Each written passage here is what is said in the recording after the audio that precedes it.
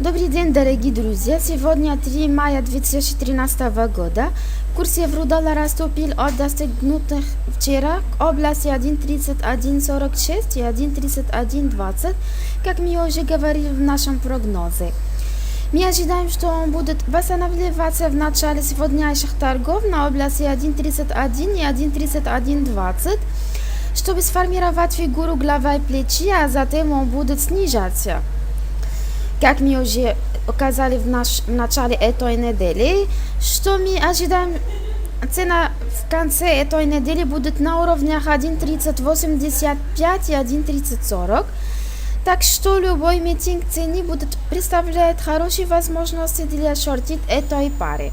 Вот все я хотела сказать на сегодня. Для подробной информации, пожалуйста, смотрите наш сайт mbcfx.com. Желаем вам прибыльных торгов на рынке Форекс. Огромное спасибо за внимание и до свидания.